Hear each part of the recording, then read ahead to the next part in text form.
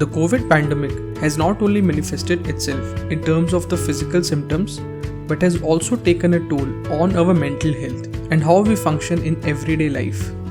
With home confinement and remote working conditions, people have developed this lingering fear of germs in the social and public spaces and are fearful of coming in contact with other people.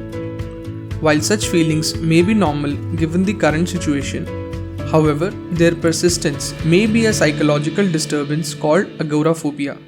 Hello guys and welcome to Target 100 Years. This video is about a common anxiety that many of us are going through called agoraphobia. How do we know if we are suffering from it and how to deal with it? We would also like to thank Dr. Shahzad Ali, a renowned clinical psychologist, for supporting us with this video. Starting off with what exactly is agoraphobia. It's an anxiety that occurs when people are in public spaces or situations from where they believe escape is not possible. It usually occurs when people find themselves in a crowd or using public transport, which makes them feel embarrassed, helpless, stressed out, and entrapped. People with this phobia may feel completely overwhelmed in any social place and might feel like always going along with a companion or just not leaving the house at all. Very often, they do know that it is an irrational fear but find it difficult to control and deal with it. According to the Diagnostic Statistic Manual DSM-5, around 1.7% of the population have agoraphobia, and it is almost twice as common in women than in men. Even more striking is that 87.3% of the individuals with agoraphobia will also meet criteria for another psychiatric disorder, including panic disorder, social anxiety disorder, specific phobia, generalized anxiety disorder, and substance use disorder. Now come to think of it, how has COVID worsened agoraphobia? With the pandemic stretching now to over more than 1 year, people have become more comfortable and used to their confinement spaces at home, and may find it difficult to even go out for a small stroll because of the fear of contracting the virus. On top of it, the news and social media constantly bombarding us with COVID-related information has negatively impacted our mental health and psychological well-being. In fact, research has shown that people of the age between 18 to 35 face anxiety issues due to media coverage of the virus. Thus, with the fear of going outside and with anxiety levels on the rise, people may develop symptoms of agoraphobia. While in some cases it would be a temporary agoraphobia due to the current situation and it may wither off after the pandemic ends. However, many people who are facing extensive levels of anxiety and stress about being in this situation may develop permanent condition of this phobia.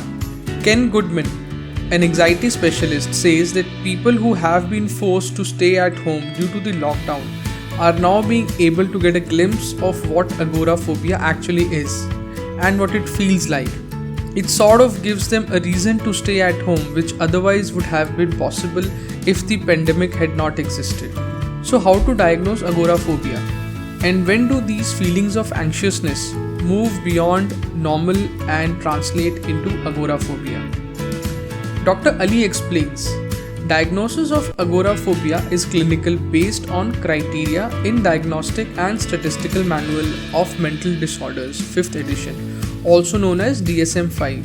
To meet the DSM-5 criteria for diagnosis, patient must have marked persistent, that means over 6 months, fear of anxiety of any of 2 or more of following situations: using public transport, being in open spaces, example parking lot or marketplace, being in an enclosed place, for example shop, theatre, restaurant, standing in a line or being in crowd, being alone outside the home. Fear must involve thoughts that escape from situation might be difficult, or that the patients would receive no help if they become incapacitated by fear or a panic attack. In addition, all of the following should be present. The same situation nearly always trigger fear or anxiety. Patients actively avoid the situation and or require the presence of a companion. The fear or anxiety is out of the proportion to the actual threat, taking into account the socio-cultural norms. The fear, anxiety, and/or avoidance cause significant distress or significantly impair social or occupational functioning. While therapy and medications are helpful to treat agoraphobia, Dr. Ali also explains what can be done by yourself to manage it. Number 1. Practice meditation whenever you can. Having a calm and peaceful mind is often associated with reduced levels of anxiety. Research shows that mindfulness-based stress reduction, which is based on mindfulness meditation, helps people with social anxiety disorder to regulate their emotions better. For example, in one study, people who completed the MBSR program were less anxious and less depressed and had a higher self-esteem level. Number 2 is to maintain a healthy lifestyle. Make sure to eat healthy and get enough sleep, as this can also have an effect on the anxiety and panic levels to some extent. Also, exercising and keeping yourself physically active will benefit you. Number 3. Avoid alcohol and drugs. Panic disorder with agoraphobia promotes excessive alcohol use as self-medication. On the flip side, chronic alcohol abuse and alcohol withdrawal induce neurochemical changes that promote panic. In alcohol abusers, they found that alcohol increases carbon dioxide sensitivity, thereby promoting panic. Thus, it is important to stay away from these substances. Number 4. Find social support. As the pandemic has restricted face-to-face social interactions, having someone to share your feelings and experiences at home or through any online medium can really help you. Although there is evidence supporting the role that the spouse may play in agoraphobia marriage interaction, there is also a large and growing body of evidence indicating that genetic, family environmental, and social interpersonal factors are involved in etiology and maintenance of this disorder. You can join a support group online with people facing similar problems. But how can you help others who are facing agoraphobia during this pandemic? First thing, read more and understand more about the disorder. You must read more to understand this disorder. As you are more aware, you will be able to help other person showing symptoms of it. You also need to understand what triggers the phobia, and thus is better to make more informed decisions and choices. Don't criticize them or be condescending. It's very important to give people with agoraphobia or any anxiety disorder their space and time to wrap their heads around this problem.